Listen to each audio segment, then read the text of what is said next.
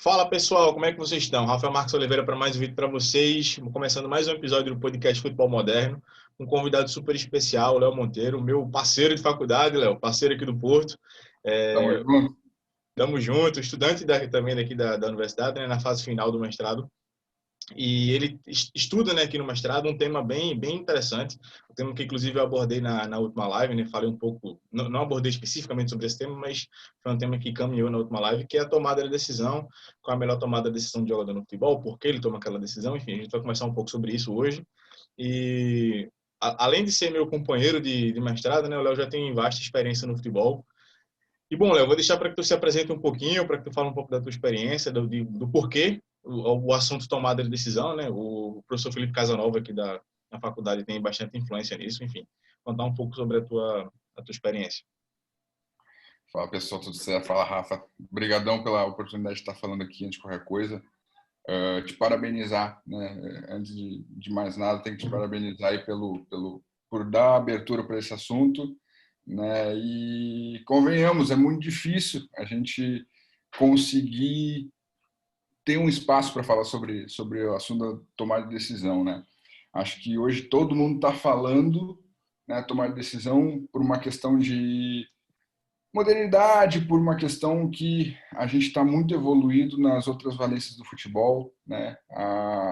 Tu vê, a gente vai hoje para a ciência, a tática, a fisiologia está muito avançada, né? E há um tempo atrás a gente estaria engatinhando, né, nessa questão da neurociência, da tomada de decisão. Então, poxa, parabenizar pela iniciativa, show demais.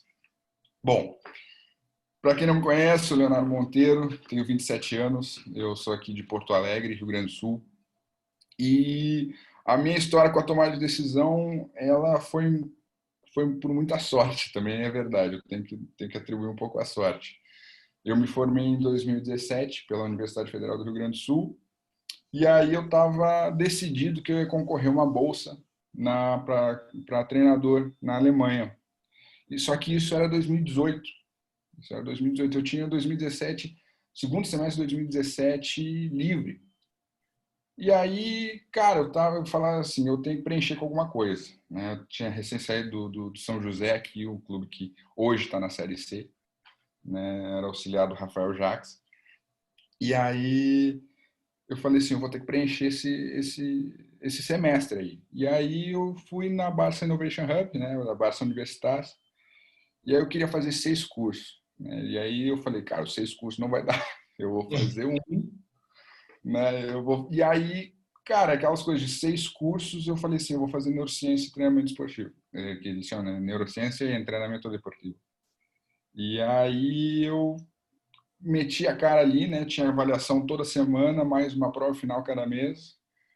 E aí eu comecei a tomar gosto, comecei a entender o que o pessoal estava falando, e aí eu falei, cara, eu vou aprofundar. E aí começou, né? Por conta própria, artigo, vai em apresentação daqui, vai apresentação lá, comecei a correr atrás desse conteúdo, consegui, graças a Deus, consegui aí a bolsa lá da Alemanha. Lá, lógico, eu tive que fixar um pouquinho mais os conteúdos em outra parte, mas sempre tentando puxar aquela parte da tomada de decisão, sabe? E aí tive uma experiência ali na Inglaterra, fazendo o primeiro nível da UEFA. E aí, o que aconteceu? Eu sempre tentando puxar. E aí, de novo, dei muita sorte, porque quando eu entrei no mestrado aí do Porto, contigo, Rafa, o professor Casanova me abraçou, né? A gente começou a conversar e ele falou, cara, a gente tem aqui as possibilidades, né, de se trabalhar.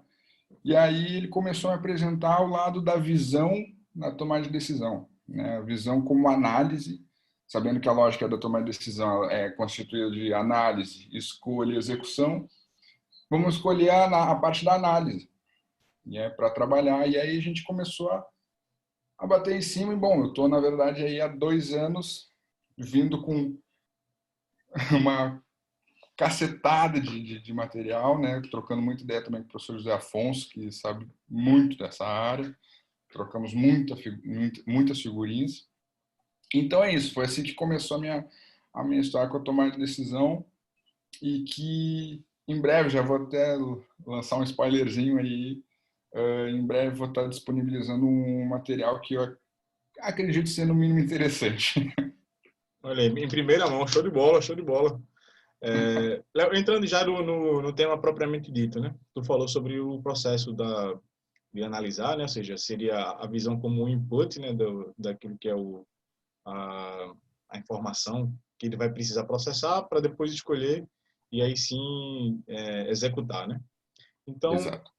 então qual é o grande... Peraí que o celular tocou aqui, desculpa. Qual é se a gente pudesse escolher uma fase mais importante, se é que é possível, né? Se calhar acredito até que não seja. Mas tem alguma dessas fases que diferenciam um atleta melhor ou pior? Ou seja, o atleta que toma uma melhor decisão que o outro é um atleta que, por exemplo, analisa melhor, ou que executa melhor, enfim. É possível ir por esse caminho aí? A gente pode ter alguns indícios, sim. A gente pode ter alguns indícios, né? Se me perguntasse isso há 2 anos, eu diria que é aquela do meio ali, a escolha. Entre análise, escolha e execução, eu diria que é a escolha. Mas, aquela coisa, o mestrado me deu essa sorte. E aí, hoje eu vejo que é a análise, né? É a procura visual, né? Em 2006, se eu não me engano, foi feita uma pesquisa na Inglaterra e que demonstrou que os jogadores que tinham um comportamento de busca visual acima da média, ou seja, que eles buscavam mais elementos do jogo, né, do que outros, eles tinham um maior índice de acertar o gesto técnico. Sensacional. Ou seja, isso, cara, isso assim, o que me deixa triste é que depois eu não vi mais nada que tenha dado continuidade, mas, cara, eu achei essa pesquisa fantástica, né? Então, o que acontece? E isso foi quase de forma direta, uma correlação positiva, sabe? Uhum. Bom, tanto que os dois caras que tiveram maior aproveitamento de passe e que também tiveram maior comportamento da busca visual frequente foi 2006, Frank Lampard e o Steven Gerrard, do Liverpool. Uhum. E eram os dois meios de campos os dois meias da seleção inglesa, né? Mas isso na Premier League já naquela época. Duas lendas, né?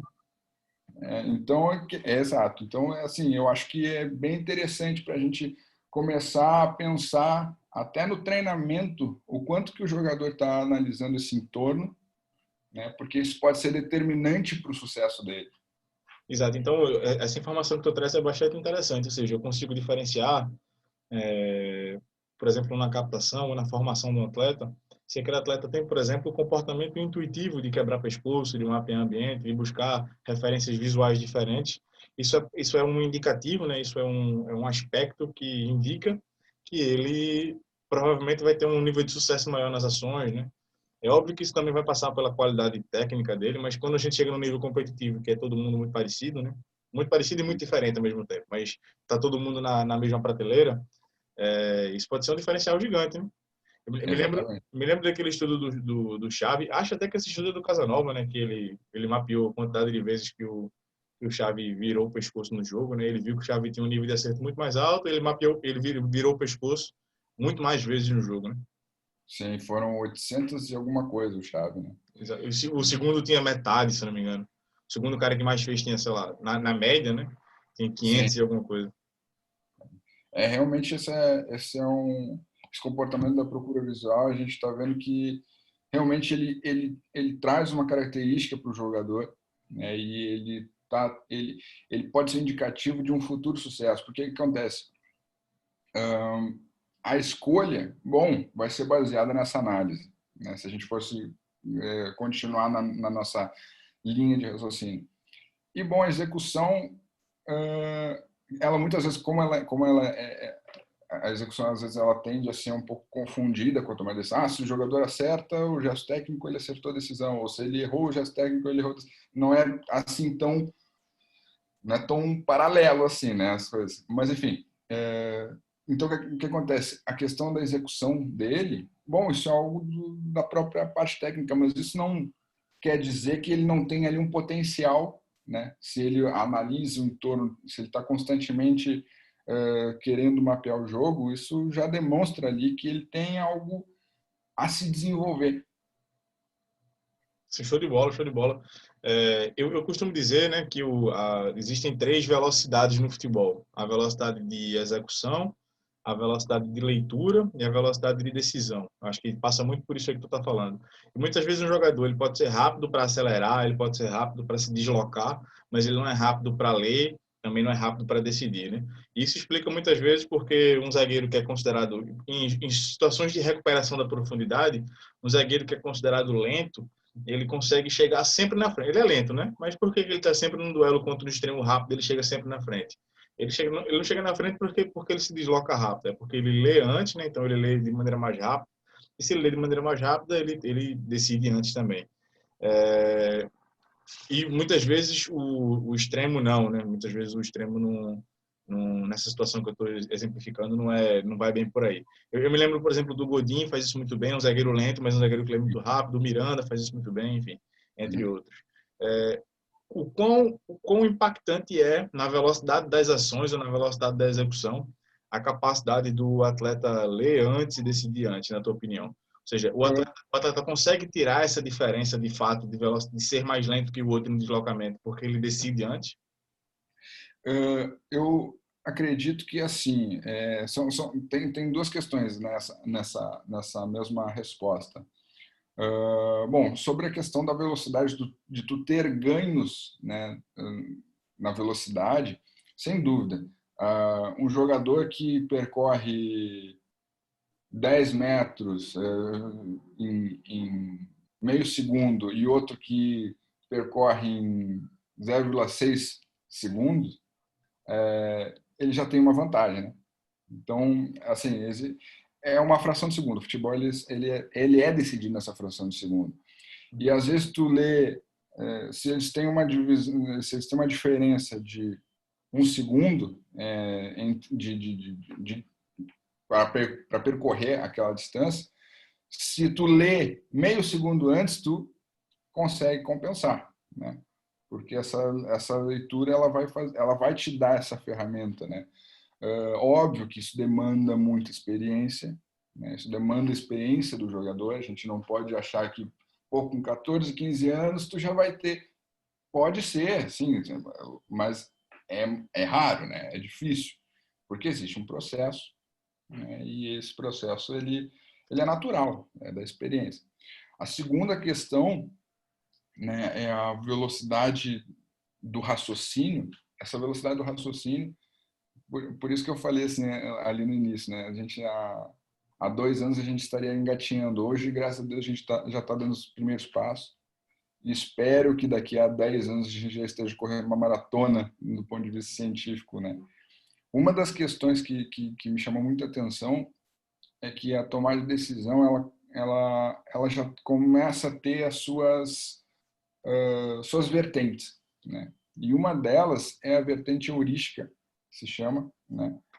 Não é da minha tese, a minha tese ela é muito mais relacionada à cognitivista, à vertente cognitivista, mas me chama muita atenção essa corrente heurística porque ela diz o seguinte: toda decisão é instantânea. O que acontece é que entre a decisão se processar e ela ser convencida pelo jogador, existe um tempo que aí a gente chamaria do tempo da decisão. Então, o que acontece? Se, por um lado, o jogador ele vai pensar assim, eu tenho que passar lá. O convencimento dele é dizer assim, na cabeça dele, será que, de fato, as consequências de eu errar um passe ali, por exemplo, será que eles vale a pena? E aí, em seguida, a gente olha no jogo o que acontece com o jogador. Parece que ele quer tomar uma decisão, ele quer fazer um gesto motor e parece que ele está travado por algum motivo, né? Então, é justamente esse tempo na decisão que, às vezes, bom, pode fazer total diferença, né? E esse tempo ele é determinante para o jogo. Perfeito. Então, a gente muda, por exemplo, completamente a minha perspectiva, né? Essa tua explicação, bem interessante, a minha perspectiva daquilo que é a tomada da decisão, né?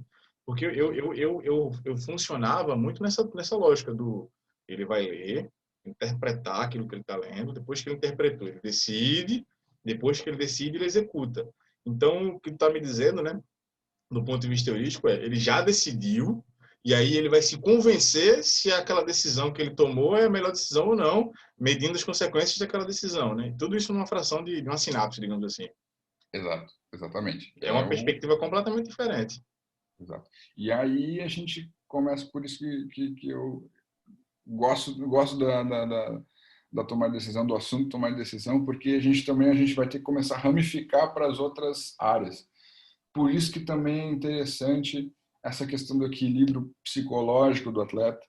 Cara, ele pensa assim, meu, pode ser uma vertente, tomou uma decisão, independente se ela vai estar certa ou estar errada, faz, né? Faz, não tem medo. Então, o aspecto psicológico dele tem que estar muito fortalecido, né? Ele tem que saber que ele vai acertar e ele vai errar, e isso faz parte do processo natural, tanto do aprendizado quanto do jogo, né? Perfeito. Então assim, isso do ponto de vista psicológico, ele é interessante, tá? A gente vai ramificar aí para um lado. Na minha opinião, a tomar decisão, ela é mais, abre aspas, né, mais cognitiva do que psicológica, embora, fecha aspas, embora tenha gente que discorde disso, acho que tem gente que acha que está dentro de uma esfera psicológica mesmo, mas eu acredito que ela tem essas diferenças, justamente porque se ele tiver com o psicológico abalado, né, vai repercutir na tomada de decisão, vai repercutir na tática, na técnica, nos índices fisiológicos, né? E aí o que acontece? Se tu tá já mais centrado, se tu tá mais concentrado, se tu tá mais focado, né, tu vai conseguir ter uma melhora nas demais áreas. Show de bola. Isso me fez refletir aqui rapidamente, Léo, sobre dois aspectos que eu quero saber a tua opinião. É muito comum a gente ter um atleta que ele tem, eu vou falar a linguagem da bola, mesmo. O treinador, no fim das contas, quando ele está na sala, somente ele ou o analista auxiliar, ele chama o cara de burro. O jogador é muito burro, pô. E por que me veio isso na cabeça? Porque tem muito atleta que realmente você muda o ambiente, muda o exercício, muda o contexto, muda o estímulo e o cara não consegue acertar. Ele não consegue interiorizar a regra de ação, a melhor regra de ação para aquele submomento do jogo. Isso tem a ver ou seja, isso tem a ver com isso que tu está me dizendo, ou seja, ele já tem uma predisposição inata a decidir de determinada maneira, e é como se a gente tivesse querendo adaptá-lo a uma outra regra de ação. Romper com isso, quebrar com isso, que é aquilo que ele já naturalmente faria, ou seja, é uma espécie de contravenção daquilo que é a tomada de decisão natural dele. Uhum. Esse assunto dá pano para manga, né? Porque a gente tem que analisar esses contextos que ele está, botar entre aspas, né, o errando. Porque o que acontece? O que ele está... E aí eu acho que é muito interessante a gente tem... E aí, novamente, entra uma questão daí do treinador, dos auxiliares, do analista de desempenho. Essa é agora a parte importante da gestão do grupo, né? Por que essa parte agora é importante, a gestão do grupo? Porque ele tem que entender o que está acontecendo ali que o jogador ele não está conseguindo responder ao treinamento. Aí tu muda o treinamento, não tá respondendo daquele jeito. Aí tu muda o treinamento, também não. E aí o que acontece? O jogador ele vai ter uma determinada lógica, né? Ele vai ter uma determinada lógica que ele vai já estar predisposto, uma lógica motriz. E aí a questão é o quanto que ela está compatível ou não com o nosso treino. Ok? Então, vou dar um exemplo aqui. Eu vejo ali que no bobinho, nos rondos, cara, tá até ali o moleque ele tá com dificuldade no passe. A decisão dele não tá indo no simples, ou quando vai para o simples, mas onde é que está o erro? É técnico? O erro dele é técnico, ou o erro dele é que ele não está conseguindo visualizar quem está lá do outro lado está querendo passar a bola para o outro lado do home, do bobinho. Entendeu? Uhum. Então, e isso tudo, por que a gestão de grupo é importante? Porque quando tu chegar no jogador e eventualmente, inclusive, mostrar vídeo do treinamento ou do jogo, questionar ele, não afrontar, mas questionar, sabe, tentar entender a lógica do jogador. Essa lógica que depois ele vai te passar, porque eu pensei isso, porque eu pensei aquilo, porque eu vi não sei o quê. Isso vai te dar informações para remontar o teu treino. E aí vai ficar mais próximo a lógica dele e aquilo que tu espera como treinador, para que consiga fazer essa combinação, né, entre a lógica do jogador e aquilo que o jogador, que o treinador espera da equipe. Genial, cara, muito bom mesmo. Muito esclarecedor para mim, inclusive, né? Eu tô refletindo sobre várias abordagens que eu tenho que se calhar podem não ser, enfim, tem uma maneira diferente de enxergar. Eu tava pensando aqui também no seguinte, né? Eu faço consultoria com alguns atletas profissionais, eu parto muito do seguinte pressuposto, né? Se eu aumento o conhecimento declarativo do atleta, ou seja, se eu aumento o conhecimento dele sobre o jogo, eu provoco uma melhora do conhecimento processual dele, né? Da capacidade de execução dele. E, bom, eu tenho tido resultados positivos. E para mim o pulo do gato, né, o meu game changer foi quando eu inseri a parte de inteligência emocional nesse contexto. Ou seja, eu dou uma porrada de conhecimento para o cara e o cara ele sabe que ele deveria ter agido de maneira diferente, por exemplo, em uma situação que geraria um benefício para ele ou para a equipe dele, mas ele não conseguiu agir. E aí, muitas vezes o que impedia a ação dele naquele momento era uma trava emocional. Vou dar um exemplo bem ilustrativo. Tem um primeiro volante, contexto de Série A, que faz consultoria comigo, que ele tem muita dificuldade de jogar de costas para pressão em primeira fase de construção. Mas não é uma dificuldade de execução do giro, né? Quando o marcador dele pressiona, não é a dificuldade de girar. Ele sabe fazer isso, ele faz isso em contexto de treino, mas ele tem muito medo de perder a bola em primeira fase de construção com esse giro e dar uma situação de gol para o adversário. Então ele joga de maneira sempre muito conservadora. E aí, quando eu entendi que o que separava o sucesso da ação, né, do conhecimento que ele já tinha, daquilo que ele precisava fazer, para a ação de fato, era um aspecto emocional, eu comecei a buscar conhecimento para tentar fazer com que uma espécie de gestão das emoções ou inteligência emocional, ele desenvolvesse o conhecimento processual, ele tivesse coragem de arriscar aquilo no jogo, ao invés de deixar com que o talento dele fosse suprimido por uma questão emocional. E aí, eu estou dando esse exemplo, estou refletindo, porque a pergunta é exatamente essa. O quanto da inteligência emocional, o quanto da gestão das emoções vai influenciar no cognitivo dele? Ou seja, vai influenciar na capacidade dele de colocar em prática, executar aquilo que ele já sabe, aquilo que ele já conhece, a informação que ele já tem.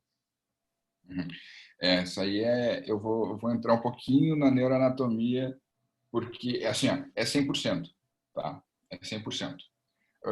O que acontece? O nosso cérebro ele tem determinados mecanismos, tá? E ele funciona, digamos assim, entre aspas, de novo, que nem uma máquina, tá? O que acontece? A gente tem como se fosse uma chave, que é a chave da sobrevivência, né? Quando essa chave liga, desliga todo o resto, entendeu? Uhum. Então, ele, a grosso modo, né? Então, o que é essa chave? Essa chave se chama a amígdala, né? A amígdala cerebral. E ela é o nosso regulador, né? De medos e ansiedades. Então, o que acontece? Quando ela do luto está ou no fuga, né? pico... Exatamente. Então, o que acontece? Quando ela está muito elevada, acima dos limites de ativação, uma coisa é eu estar ativado, eu estou atento. Quando ela está, mas ela não está vendo nenhum risco de sobrevivência, né? Ela não está vendo nenhum pânico, não tem nada fora do normal. Mas tu está atento. Aí, ok, ela está no estado ótimo. Essa é uma. Os opostos dela é que são complicados. Quando tu não está minimamente ativado, que está totalmente desconcentrado, né? Tu tá desatento, não tá nem aí. Isso é complicado porque tu começa a perder o foco do jogo, tu começa a dispersar a atenção e, bom, tu vai acabar deixando passar pela busca visual, tu vai deixando passar muita fonte de informação que pode ser primordial para o jogo. Por outro lado, quando ela está muito alta, né, ela desliga o nosso córtex pré-frontal, que fica é a parte logo atrás da testa, que é o tomador de decisão. É onde é a nossa parte consciente, né, digamos assim. É o que nos separa dos outros animais, né? Exato. Então o que acontece? A amígdala, se ela está muito ativada, se ela está num nível alarmante, ela desliga a nossa decisão, entre aspas, né? Ela desliga essa decisão consciente, essa racional de pensar com uma determinada lógica. Ela vai tentar pela sobrevivência. Então, esse equilíbrio emocional, essa inteligência emocional, essa questão da gestão, essa questão do jogador se sentir bem, isso aí é primordial, porque ele vai, na verdade, ele vai regular a amígdala, porque ele vai deixar no nível de ativação suficiente, perfeito, para que as decisões sejam claras, concisas. Novamente, não quer dizer que ele vai acertar tudo, mas ele, dentro da lógica dele, ele vai conseguir ter um padrão de reconhecimento, né? Vai ter um padrão de ideias de jogo que ele vai conseguir colocar em execução. Show de bola. Então, assim, a melhora do conhecimento processual dele a partir do aumento do nível de conhecimento que ele tem sobre o jogo, ou do aumento do nível do conhecimento declarativo dele, passa muito por esse controle da amígdala, entre aspas, né? Passa muito Exato. ou seja, eu nem quero suprimir completamente a ativação dele nesse sentido, mas essa ativação dele não pode estar a um nível em que eu vou desligar, como tu falou, o córtex pré-frontal dele, não é isso? Exato, exatamente. Ele tem que estar ativado. Ele tem que estar ativado. Tem que estar atento, né? Mas não pode ser algo que extrapole os limites. E isso também é muito adaptável, sabe, Rafa? Isso é muito adaptável. Né? Não adianta a gente pensar que eu sou assim e vou morrer assim. Não é assim tão determinístico, né? Tu pode, por exemplo, ter um menino que ele vai subir, um menino do sub-20 para o profissional, né? É completamente diferente o ambiente. Né? Uma coisa tu pode jogar no Corinthians, no Flamengo, né? E tá lá no sub-20, a tua mira ela vai estar de um determinado ponto, vai estar em um determinado nível de ativação. Quando tu passa pro profissional, tu tá jogando numa arena, tá jogando no Maracanã, o nível de ativação já é outro, né? Antes ele tinha 5.000 pessoas assistindo, daqui a pouco ele tem 50. Uhum. Né? Então, tudo isso impacta. E isso também tem a ver com o desenvolvimento dos jogadores, justamente porque existe um processo. É lógico que ele não vai, para sempre, ficar inibido ou ele vai ficar sempre muito assustado, né, com os 50.000 pessoas. Mas existe um processo que a amígdala dele vai se acalmando. Pô, daqui a pouco ele vai ver, cara, 50.000 tá tranquilo. Né? Uhum. 30.000 tá tranquilo. 40, 50, 70.000 tá tranquilo. Né? E aí o que acontece? Ele vai ter uma adaptação, isso também faz parte do treino do processo maturacional dele. É exatamente isso que eu ia falar. Existe alguma maneira de provocar intuitivamente essa adaptação? Ou seja, algum tipo de exercício, enfim, algo que a comissão técnica, por exemplo, possa realizar no dia a dia para fazer com que esse atleta baixe, por exemplo, a ativação da amígdala dele? Existe o acompanhamento psicológico, é o ideal, né? Esse aí já é base, né? Ele já é uma base boa. Existe, óbvio, tu vendo que o jogador ele tá respondendo bem, tu começa a elevar os níveis, né, de ativação.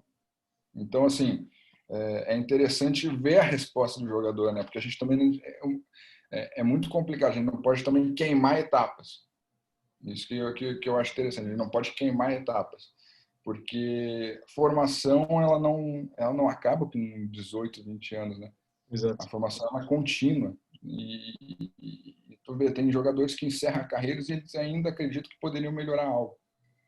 Então, da mesma forma, pensando no jogo, pensando nos aspectos psicológicos, pensando na tomada de decisão, ele também vai conseguir se desenvolver. A questão é justamente entender qual é a resposta que ele está tendo, se ele está respondendo bem. E eu quero elevar.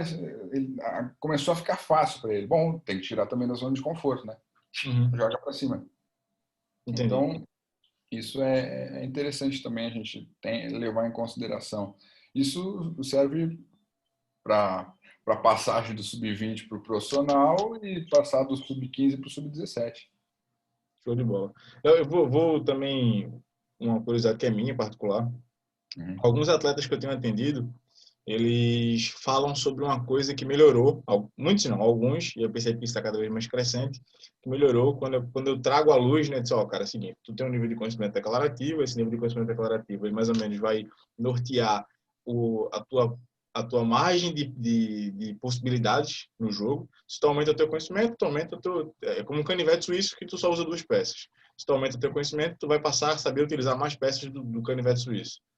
E aí, eu falei, e o que vai te fazer, né? Geralmente eu faço analogia. E o que vai te fazer utilizar mais peças do canivete suíço é a tua capacidade emocional de manipular, de manusear um canivete suíço. Se eu tenho uma arma na mão, uma pistola na mão, eu fico nervoso, a probabilidade de fazer uma merda com aquela pistola na mão é muito maior do que se eu ficar tranquilo, se eu ficar calmo, né? E aí, muitos deles falam, isso inclusive veio deles, não foi nem eu que sugeri, falam sobre a meditação nesse processo de fazer com que eles tenham mais domínio sobre as emoções, fazer com que eles tenham mais domínio de como eles se sentem em situações de estresse dentro do jogo. Tem alguma coisa que tu possa falar sobre a meditação, se é bom, se não é, enfim, se tu indica, se não?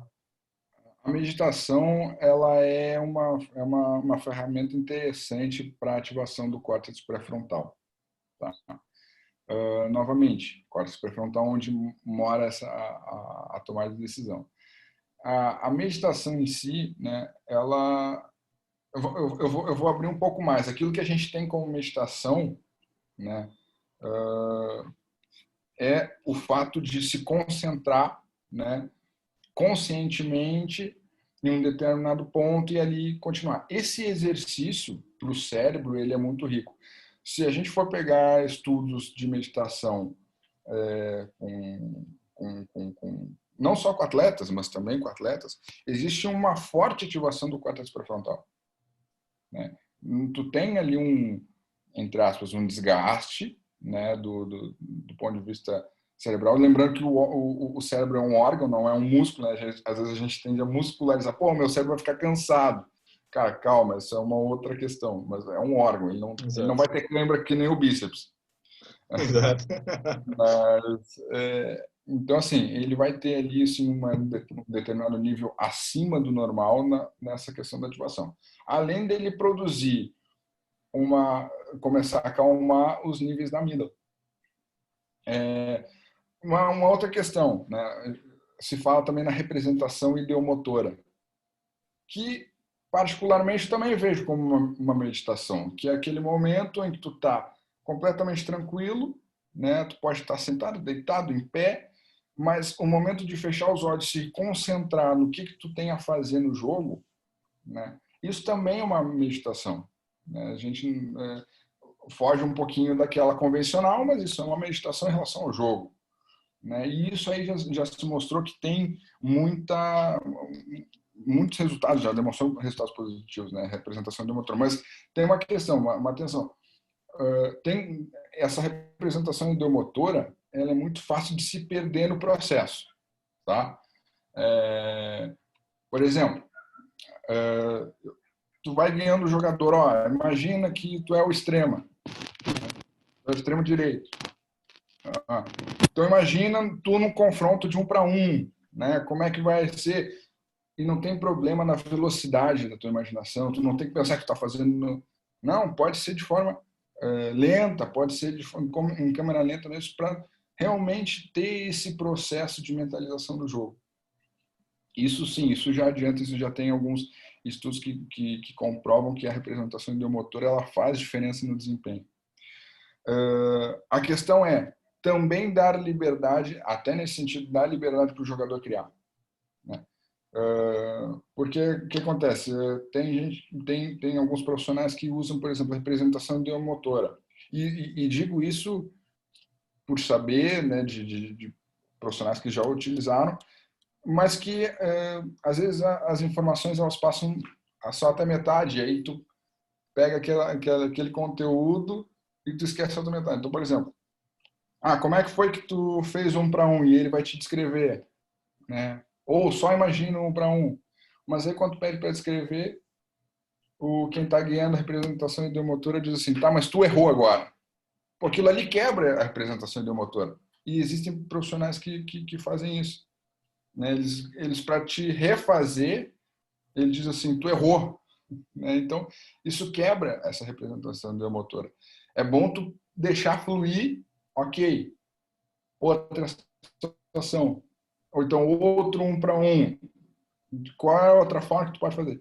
Então, esse tipo de meditação, né? Ele é, cara, ele é assim, ó, ele é muito rico porque ele vai te dar um repertório mais não mecanizado, mas ele vai sair mais natural quando tiver que chegar no campo.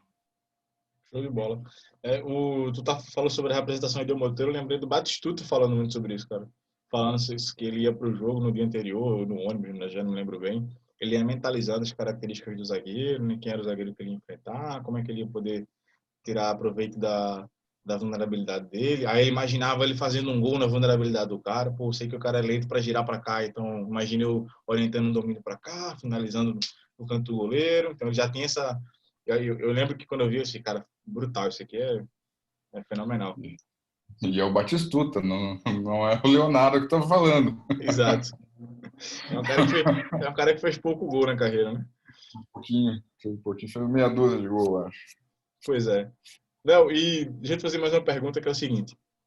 Eu sei que esse já se calhar um tema da tua área mais polêmico, né? Não sei se é polêmico, mas eu sinto que isso é mais debatido no seguinte sentido, né? Muita gente acredita que o cérebro tem uma quantidade de tomadas de decisão que ele consegue fazer no dia, né? Ou seja, ele tem um limite ali e depois de um determinado tempo ele entra em escassez, né? Ele entra em cansaço, até para usar o exemplo que tu falou do bíceps.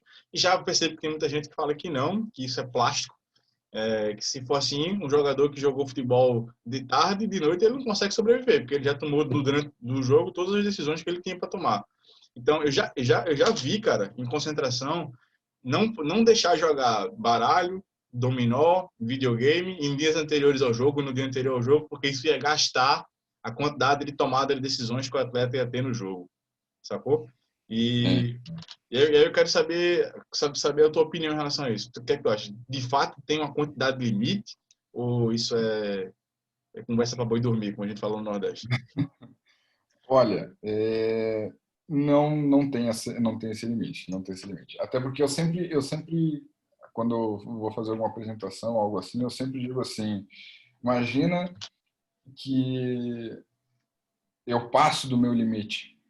Bom, eu chego em casa, o fato de eu chegar e dizer assim, agora é 10h30, 11 horas, vou dormir. Isso é uma decisão que eu estou tomando. Se tu não tem esse poder, tu não vai dormir, tu vai ficar ali eternamente. Então eu digo assim, isso, por isso que eu digo que a gente tende a muscularizar, como se tivesse uma cãibra, né? E o cérebro é um órgão, a questão do rendimento dele é uma outra situação, mas ele não vai ter um limite, ele não tem um limite, né? Da mesma forma, assim para o futebol, assim para aprender idioma, né? Algumas pessoas podem ter mais ou menos dificuldade, mas todo mundo é capaz de aprender outros idiomas de forma praticamente limitada. Bom, sobre essa questão também do cansaço cognitivo, digamos assim, sim, de fato ele pode acontecer, né? O que eu digo? Eu acho que a gente tem hoje, né, os dados ali aqui do Brasil, né, que eles dizem que o jogador toma, em média, 2.500 decisões para o jogo, né? Enquanto que um indivíduo na sociedade toma 6.000 a cada 24 horas. Então, se diz que a gente tem uma sobrecarga, porque essas 2.500, um pouco menos de 50%, em 90 minutos. O que eu acho ainda é que esses 2.500, hoje a gente não tem ferramentas, mas acho que daqui a um tempo a gente vai ter, esses 2.500 vai subir. Eu acho que ele vai subir. Eu sempre dou o seguinte exemplo. Vamos supor que eu sou meio de campo e eu vou conduzir a bola para o ataque. Okay? Então, o que acontece? E eu tenho um extremo esquerdo do meu lado, um extremo direito no outro, e estou com 2 zagueiros. Então, a gente está numa situação de 3 contra 2. E aí eu vou conduzir e penso assim, eu vou conduzir para atrair esses 2 jogadores, né? Porque eles vão começar a fechar, eles não vão querer me dar o espaço. E aí eu vejo que por alguma razão eles não fecham tanto quanto eu esperava. Então o que eu vou fazer? Eu vou conduzir um pouco mais, vou atrair um pouco mais. Isso é uma segunda decisão que, do ponto de vista do comportamento, isso não é visível. Exato. Entendeu? Então, o que acontece? Por isso que eu acho que nessas 2.500 a gente ainda vai subir com os anos de ciência. Né? Hoje a gente ainda não tem essa capacidade, mas daqui a pouco acredito que a gente vai ter. E bom, essa questão do cansaço ele também tem muito a ver com o quanto das decisões elas já estão ou não nos gânglios da base, digamos assim, que é o quanto que essas decisões elas já estão mais ou menos automatizadas. Por exemplo, já viraram um hábito, mais ou menos, né? Exato. Então, o que acontece? Se eu sempre dou um exemplo que é o seguinte: a gente, próximo da amígdala, tem os gânglios da base, né? Em que ali ele armazena todos os nossos automatismos. Então, por exemplo, eu estou caminhando, cara, eu não estou me preocupando com o passo que eu dou com a perna esquerda, depois com o passo com a perna direita, mas quando eu vejo, eu caminhei 100 metros. Né? Da mesma forma o passe, da mesma forma o chute. Quando a gente está lá na iniciação, 6, 7, 8 anos, que a gente, ou até antes, que a gente está aprendendo a dar o passe, que a gente está aprendendo a chutar, isso é uma decisão. Aspas, né? Porque isso, o que acontece? A parte que está responsável pelo aprendizado da técnica é o córtex pré-frontal. Quando ele vai começar a ficar automatizado, ele vai para os gânglios da base. Né? E aí o que acontece? Esse córtex pré-frontal, o que acontece? Ele libera espaço para ver o entorno e tomar uma decisão. Uhum. Então, essa questão assim, da quantidade de... eu sou mais habituado dentro do jogo a fazer tais e tais e tais ações. Bom, aquilo ali vai ter um desgaste menor. Eu não estou tão acostumado. Pô, eu vou ter que jogar uma função diferente. Não vou mais jogar de meia esquerdo, eu vou jogar de meia atacante. Né? Então, ali vai gerar um desgaste. Isso não quer dizer que um desempenho seja inferior ao outro. Uhum. Porque isso também tem muito a ver com repertório. Porque tu pode variar e o jogador ele se dá bem. Ele tem um repertório que permita ele a jogar de meio campo e meio atacante. Enquanto que para um outro que joga de lateral direito, mesmo que ele tenha jogado há 10 anos, ou há 5 anos, 5 anos, talvez ele tenha ainda algumas dificuldades do ponto de vista do entorno, do ponto de vista do jogo, do ponto de vista técnico-tático e eventualmente fisiológico, que pode trazer algum dano, né, no sentido do desempenho dele. Show de bola. Eu estava te ouvindo falar e pensando aqui, uma não ação, ela também é uma decisão. Aquilo que tu falou, né? Se eu escolho não passar para alguém, essa é uma decisão consciente, muitas vezes, e isso não é possível contabilizar, porque a gente só contabiliza aquilo que a gente consegue ver de ação, né? Isso, ou seja, a gente vê que soma uma ação igual a uma tomada de decisão, e nem sempre essa correlação ela está correta, não é isso? Exato. E aí me fez pensar assim, no seguinte sentido, né? Se a gente não tem essa quantidade exatas de ação do jogo, né? De decisões do jogo, de atletas no jogo, como é que se chegou nesse número limite, né? Como é que se chegou de, o atleta toma, é de fato pelas ações? E aí vem uma segunda pergunta. O cérebro tem plasticidade suficiente para aumentar e isso vai ser uma seleção natural? Ou seja, o atleta lá na frente, que ele consegue tomar mais decisões, ele provavelmente esse atleta vai chegar no nível mais alto? Assim, as decisões elas são fundamentalmente medidas pelas ações, né? Ações e comportamentos. Né? Então, novamente, a gente hoje essa é a ferramenta que a gente tem. Né? Daqui a pouco esperamos que a gente já consiga aumentar. Né? Pelo menos é a minha grande aposta. Uhum. Desculpa, Rafa, outro questionamento que tinha feito era sobre Se o cérebro ele tem plasticidade para você aumentar a quantidade de decisões, por exemplo. isso. Já que esse número está muito ligado às ações, né, decisão, uma ação igual a uma decisão, a gente não contabiliza a quantidade de decisões que não são repercutidas em ações. Então, a gente imagina que o cérebro, pelo menos estou fazendo esse exercício aqui, ele é plástico o suficiente para caber infinitas decisões. Exato. A plasticidade do cérebro é algo, cara, muito, muito, muito interessante. Toda vez que a gente aprende algo, uma nova conexão neural é formada no nosso cérebro. Né?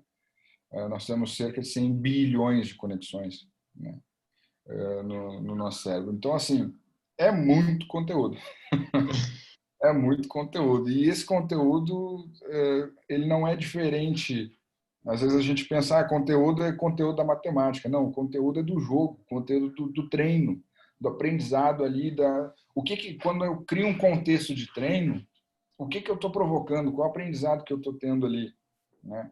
Se o jogador está fazendo por fazer, os níveis de plasticidade dele, né, do desenvolvimento plástico do cérebro dele está X. Mas se é um jogador que ele está entrando no jogo, que ele está refletindo sobre, que ele está buscando sempre a melhor decisão, que ele está tentando sempre resolver problema, o nível de plasticidade dele é Y. Então, isso tem muito a ver, novamente, com aquela chave que é a atenção, o foco, né? E também da gente começar a entender que o treino ele tem um poder de sistematização cognitivo, assim como tem nos aspectos fisiológicos, tático, técnicos, né? Porque ele tem uma carga, ele não pode se dizer que ele não tem uma carga.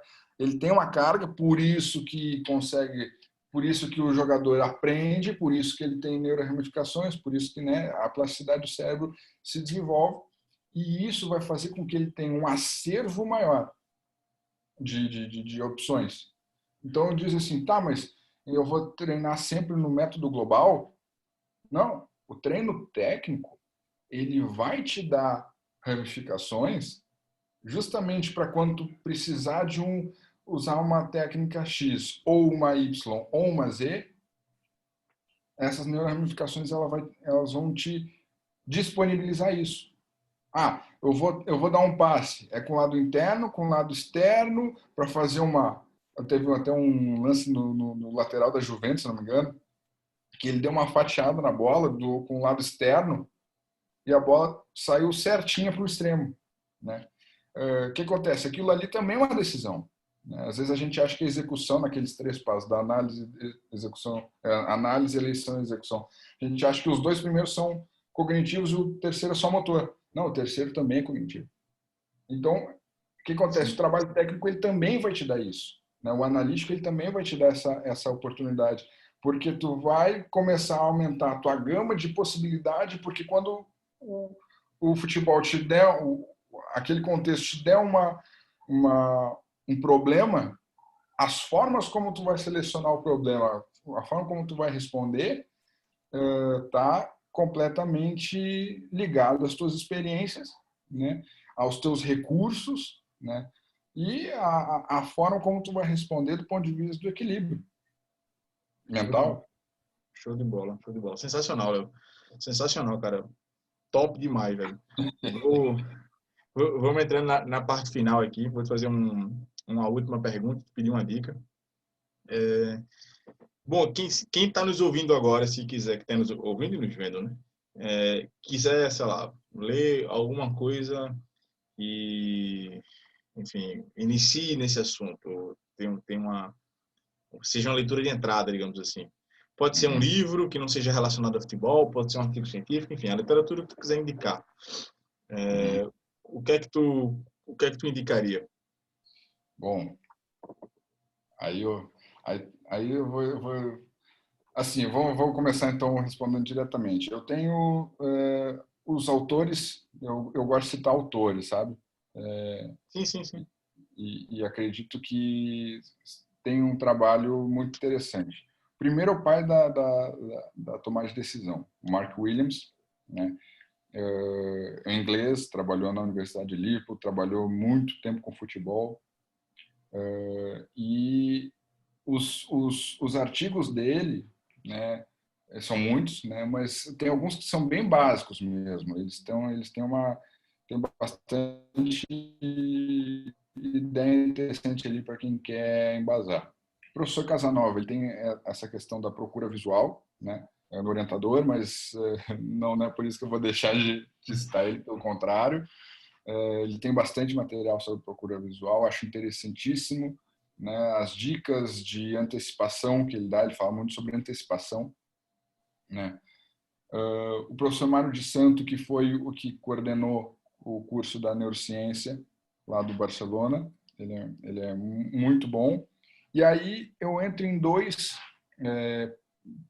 professores que eu também tenho muita admiração. Eu conheço pessoalmente, que é o professor Sisto González Villora, que é da Universidade Castilla-La Mancha, e ele é um pouco da parte pedagógica, mas é interessante assim o que ele escreve.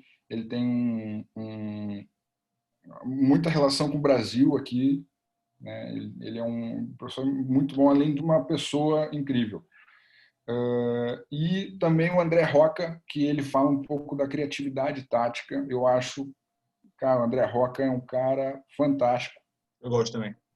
E eu acho ele, cara, é sensacional. Assim. Eu não conheci ele pessoalmente, mas por WhatsApp e tal, e-mail, a gente já trocou algumas mensagens. Eu queria ter ido para lá, mas veio essa pandemia e quebrou tudo.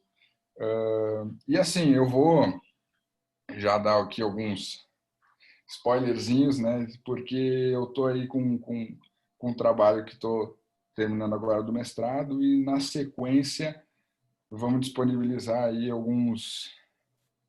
Vamos ser sinceros, vamos disponibilizar um livro aí que vai ser o primeiro livro do mundo a falar sobre tomar de decisão no futebol.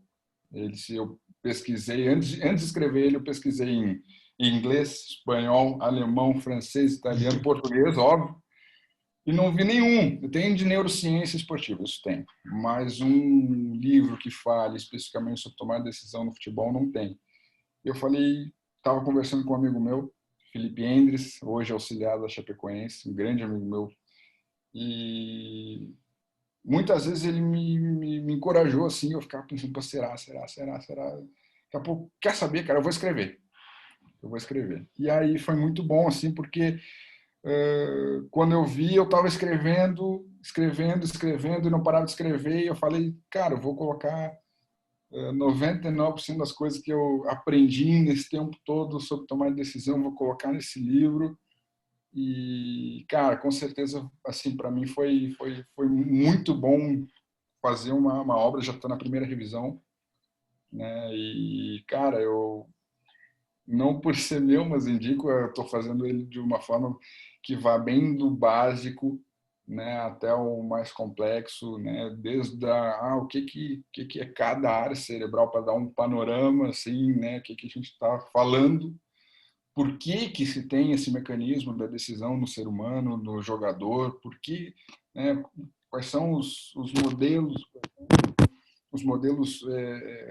da tomada de decisão que já se tem, as vertentes, né, como é que a gente faz para trabalhar ela, como é que a gente coloca no exercício, né, como é que a gente reflete, como é que a visão como é que a visão ela interfere, né, nessa tomada de decisão. Então, comecei a colocar e, bom, tá aí um spoilerzinho. Vai ter... Não foi combinado, né? É bom deixar isso claro. Quando eu falei do livro, eu nem sabia que tu estava escrevendo o livro, que tu tinha escrito o livro já está em revisão, inclusive. Exato. Essa levantada de bola aqui, ela foi sem intenção, eu não sabia de fato, né? Mas tu vê que nada é por acaso. Nada é por acaso, é em primeira mão aqui, show de bola, cara. Bom, E com certeza eu vou querer um exemplar que eu vou querer de presente, viu? claro, claro, sem dúvida. Eu costumo dizer assim, quando alguém lança alguma coisa, um curso, um livro, algum amigo meu, eu digo, o meu é de presente. Depois eu compro pro pessoal ao meu redor. Pô, eu tenho até hoje o teu e-book aqui no meu computador, cara. Pois é, pois é, pois é. Eu lembro lá no mestrado, quando tu tinha me passado, pô, no mesmo dia eu já praticamente já comecei a ler, já terminei. Sim, sim, é um projeto, o e-book, ele surgiu na época, né, como um projeto o e-book foi escrito em 2017, se eu não me engano. Ele surgiu, e hoje o nível de conhecimento que já se tem sobre análise tática no jogo é muito maior. Então, a gente ainda, eu costumo dizer que quem está na internet há muito mais tempo, né, inclusive tem gente muito mais tempo do que eu produzindo conhecimento sobre análise tática, aquela frase, né? Chegou aqui, tudo era mato. Então, tu tinha que explicar o que era amplitude, o que era profundidade, Ah, explicar. Então, hoje em dia, a gente já consegue falar sobre coisas muito mais profundas em relação ao jogo de maneira mais profunda mesmo, mais interessante. uhum, E eu acho que esse e-book, nessa época, porque eu acho que foi um e-book que envelheceu mal, porque a quantidade de conteúdo que foi produzida já supera muito, mas ele claro. tinha esse objetivo nessa época, né, de falar para as pessoas sobre análise tática de maneira mais simples, né, mais introdutória, eu acho a palavra. Um outro spoilerzinho, né? Eu coloquei na minha introdução algo que me chamou muita atenção, assim. Eu gosto da ideia de que eu estou lançando um livro que para hoje pode ser uma novidade, mas daqui a 20 anos os caras vão olhar e falar, cara, isso aqui é tão velho. Eu gosto disso justamente porque tem essa possibilidade. Hoje a gente ainda está, não estamos mais engatinhando, mas a gente está caminhando. Quando a gente estiver correndo uma maratona, a gente vai olhar para trás e vai ver, cara, Mas tem é como... importante saber, é importante saber, Léo, e ter gratidão em relação a isso, eu acho também. Acho que tu tem consciência disso, de que você só chega no quilômetro 20 da maratona se você fizer o primeiro, cara. Exatamente, exatamente, exatamente. E esse para mim é um orgulho muito grande, assim, sabe, cara, de dar um peitaço aí nesse projeto que, óbvio, ele não é perfeito, mas a partir das informações que a gente tem hoje em dia, eu acredito que ele seja suficiente para dar um panorama do que é a decisão, como é que eu posso sistematizar. Isso cara, aquela coisa assim, eu comecei a pensar, cara, não existe um livro no mundo que fale isso. Foi eu. Show de bola, show de bola. Eu fico feliz demais por ti, cara. E obrigado pela Então, informação aqui em primeira mão no podcast. Léo, obrigado demais, cara, pela tua disponibilidade de conhecimento, pela tua disponibilidade de tempo. eu que agradeço, não, sempre. Foi show de bola, cara. Um dos melhores episódios, sem dúvida, do podcast. Entre lives e podcast já tem, sei lá, mais de 30, mas podcast mesmo, esse é o episódio 8, se eu não me engano.